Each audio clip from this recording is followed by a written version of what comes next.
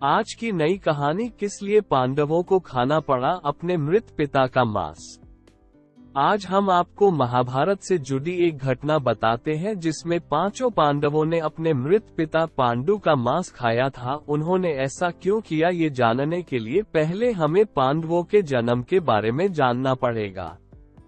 पांडु के 5 पुत्र युधिष्ठिर, भीम, अर्जुन, नकुल और सहदेव थे। इनमें से युधिष्ठिर, भीम और अर्जुन की माता कुंती तथा नकुल और सहदेव की माता माद्री थी।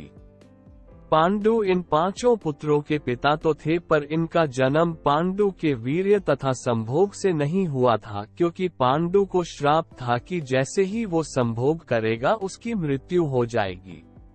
इसलिए पांडु के आग्रह पर यह पुत्र कुंती और माद्री ने भगवान का आह्वान करके प्राप्त किए थे।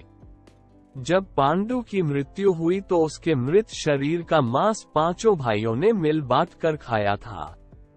उन्होंने ऐसा इसलिए किया क्योंकि स्वयं पांडु की ऐसी इच्छा थी। चूंकि उसके पुत्र उसके वीर्य से पैदा नहीं हुए थे, इसलिए पांडु का ज्ञान, कौशल उसके बच्चों में नहीं आ पाया था। इसलिए उसने अपनी मृत्यु पूर्व ऐसा वरदान मांगा था कि उसके बच्चे उसकी मृत्यु के पश्चात उसके शरीर का मांस मिल बांट कर खा ले, ताकि उसका ज्ञान बच्चों में स्थानांतरित हो जाए। पांडवों द्वारा पिता का मांस खाने के संबंध में 2 मान्यता प्रचलित है। प्रथम मान्यता के अनुसार मांस तो पांचों भाइयों ने खाया था, पर सबसे ज्यादा हिस्सा सहदेव ने खाया था।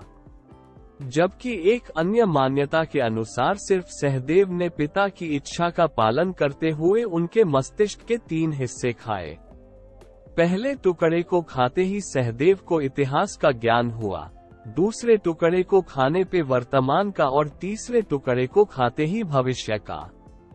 यही कारण था कि सहदेव पांचों भाइयों में सबसे अधिक ज्ञानी था और इससे उसे भविष्य में होने वाली घटनाओं को देखने की शक्ति मिल गई थी। शास्त्रों के अनुसार श्री कृष्ण के अलावा वो एकमात्र शख्स सहदेव ही था जिसे भविष्य में होने वाले महाभारत के युद्ध के बारे में संपूर्ण बातें पता थी।